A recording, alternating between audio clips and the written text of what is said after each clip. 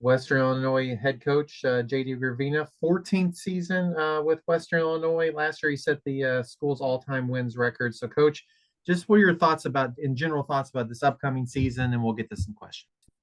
Yeah, I'm excited about the season and the conference in general. I mean, I think the conference is going to have a group of pretty good teams and a lot of different playing styles, so it should be fun. I'm really excited about our team. I mean, this is the first time, maybe ever, where we've had such a good group of forwards and kids that can score it around the basket. We're kind of known as every AAU coach that calls me, they have a guard shooter that's a little undersized and a little slow, but man, she can really shoot it. And so we always kind of have that reputation. I think this year we're more athletic, we're faster, we're a little bit bigger, more physical, and again, we can score around the basket. So as a coach, that makes your job a little bit easier, and I think allows you to play at a higher level. So looking forward to that. We have a little bit better non-conference schedule as well to help prepare us for OVC play. So that should really challenge us. You got a question for Coach, let me know down in the chat, and I will call on you. And but I got one more for you. You talked about that, some excitement and just OVC in general. Coach earlier just talked about women's basketball in general and just maybe the excitement where it's at compared to maybe the highest it's ever been. Can you talk to that a little? Well, man, just following and watching the NBA or WNBA game last night was just incredibly, just the intensity of the game and the emotion, the crowds, obviously kind of the Caitlin Clark factor.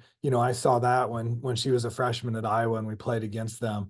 Held her to her second career low, by the way, just saying. So, and it's been more than that, as everyone will tell you. But I think that's kind of sparked it. And I think people are starting to realize the game that women's basketball is, and how, even though in ways it's different than men's basketball, I think some ways better. I think it's really been fun to watch, and that has definitely happened, on a more local level too. I mean, I see little boys in the Macomb community that really look up to players on our team, especially Reagan. And again, I just see the support that we're getting growing, and people seeing our players as big time celebrities, and not, just women's basketball players like maybe 10 years ago. And so that's been really fun. Again, as kind of an older guy in women's basketball, to know where it's came a little bit. I mean, my dad was a high school girls basketball coach in the 80s, where the girls didn't jump when they shot. And so I've seen it progress really exponentially, and it's been fun to watch. All right, we'll go to some of our questions we got here. John, you're up first. Go ahead, John. What's going on? How are you doing today?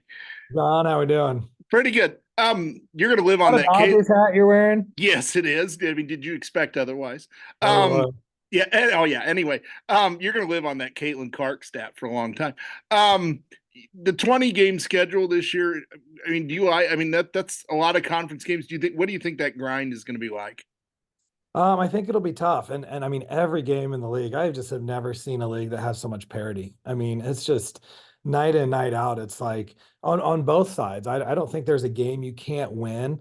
So that makes it more intense. And I don't think there's a game you can't lose. So that's going to make it a really big grind. I like the 20 game schedule um, just to make it even. I thought last year when there were a couple teams that you didn't play, it gave one team an advantage, or that team. And I did like not having to go to Arkansas Little Rock.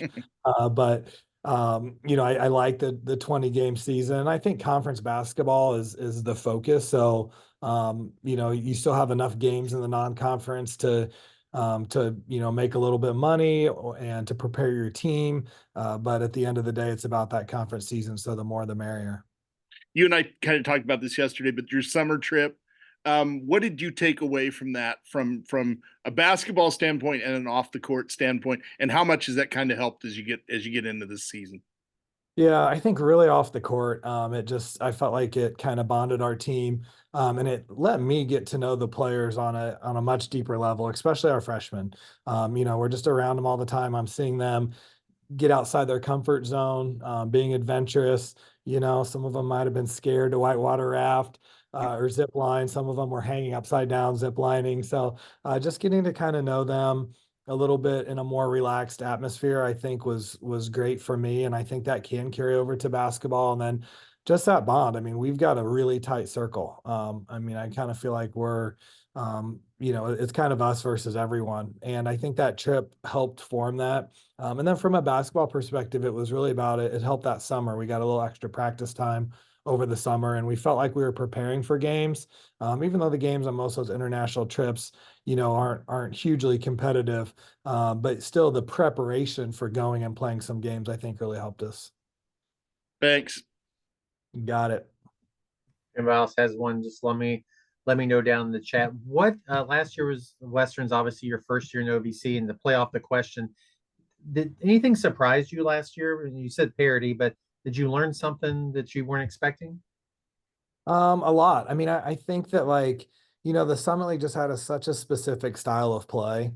And we had played quite a few OVC schools, but I think that we played a lot of the schools that played in a similar way. And so we knew that it might be a little bit quicker, a little bit more athletic, but I think we were still a little bit surprised of just how athletic from a quickness perspective. Summit Lake had the tall, strong athleticism, and I felt like the OVC had a little bit of the quicker, active hands athleticism. And I think it took us a little bit to adjust to that, and that's something we're going to be better prepared for again with our non-conference schedule, with some things we're doing in practice to try to be able to handle a little bit better.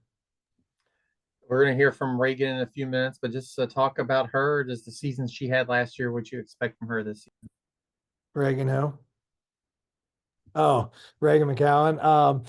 Yeah, she had such a special season, and it's crazy because I 100% knew she was going to be a star. Um, I thought she would have a really good freshman year. I didn't necessarily prepare myself for how big of a star she would be right away. We really didn't have time. We were kind of learning with Reagan as the season went, as far as, we weren't necessarily prepared to run most of our stuff through Reagan like we ended up doing. And so that was kind of I think a work in progress, where this year we have a little bit better idea of, the type of player she's going to be. And, the cool thing about Reagan is she's just going to get quite a bit better. I mean, she does things in practice. I think she probably used about 30% of her repertoire in games, because in games you go to what you're most comfortable with. And, Reagan, she starts using counter moves and step throughs and putting the ball on the floor a little bit more. She really is probably the best one-on-one player. Well, definitely the best one-on-one player I've ever coached. And so to have a tool like that is really, really a luxury as a coach. With this year's team, if somebody saw where you are right now versus last year's team, what are the differences? Where do you think maybe you're better than last year's team? Yeah, well, like I mentioned, kind of knowing who we are, especially with Reagan. And then, our transfer, me and Castro, is just, to be honest, he's a lot better than maybe I even expected or knew. And so now we've got two kids that can kind of score it around the basket, but could also step out and shoot it and stretch the floor. And so I think that that's going to be a big thing that the people are going to see with our team, and something that excites me, that makes us a little bit different the next year. Then we're still, it's like we're always going to have good guards. We have two really good point guards, and Allie Meadows and Kaylin Reed's going to take a big step. We've got our go-to shooter in Mallie McDermott, and then we have our do everything stat stuffer in Addie Brownfield. So that's definitely the best core we've had probably since our 2017 NCAA tournament team. Talk about your schedule a little bit, and you're going to play it. You got an exhibition coming up, two exhibitions, and then just get into it and how that's going to, hopefully get you ready for those 20 conferences. Yeah, man, we're ready to play against someone else besides ourselves. On Thursdays we do a lot of live playing. Today we're gonna scrimmage against ourselves, but it'll be fun to play against someone else a week from today. And McKendree's a nice D2 team. I believe they won their side of the GLVC last year, so that'll be a good challenge. And we've tried to kind of schedule some better exhibition games to really help us prepare. And then our non-conference schedule, it's a little bit all over the place. Having Missouri come to Western Hall is going to be huge. I mean, we should probably about sell out Western Hall for that game. So that'll be really cool. And then going to Cincinnati, a Big 12 team, that'll be a good experience. And again, they have some quickness, some athleticism that will really challenge us there. And then playing some of those former Summit League foes is always nice. We've got Omaha, UMKC, and St. Thomas on the schedule. And then getting to go over to Bradley, which is a good regional rivalry. So we try to keep our non-conference pretty regional, and play some teams, that we're recruiting against, and that we feel like we know that we know how we kind of match up with. And so it should be a good non-conference schedule. Are some years easier than others to find those games? Like something like, oh, we don't want to play you this year. You're too good, coach. How does that start in your tenure there at Western? Oh, absolutely. People have no idea, and we're on both sides of it. There's schools. I always joke with the Drake coaches. They call every year, and I just, it's just not right for us. So, but I think, and I definitely think like after our NCAA tournament run, after we beat Stanford and Illinois, it just got really hard to schedule, and I think that hurt us because we were kind of rebuilding from a personnel perspective, but then our schedule also got much harder. And then, on the flip side, Reagan really helped me out by going the transfer portal. So we scheduled about 3 games while she was in the portal, and got those contracted before she decided to come back. So that helped a little bit. And hopefully we have a good enough year that we scare some people off. If scheduling's harder, that's usually a good thing. It means you have a good team. You've been around Western for a long time. What has kept you there so long? What's special about the Macomb community and just Western Illinois overall? Well, they've been promising me for about 10 years that we're getting a Chipotle, but they're finally building it. I drive by there about once a week and the walls are going up. So I'm pretty excited about that. But the big thing is just the Macomb community. I've got 3 young kids and it's just such a great place to raise a family. My wife teaches in a district near here. We live out at the country club with a golf course and a pool and a restaurant. We just have such a great community around us. And, when you're raising a family, that means everything. So it would be hard to give that up anywhere else. Anybody else? Questions for Coach? I've been taking all the time here. Anybody? I have nothing right now. Thank you, Coach. All right. Yeah. Well, Coach, appreciate your time today, and just best of luck to you and your team this season. Thanks a lot. I appreciate it.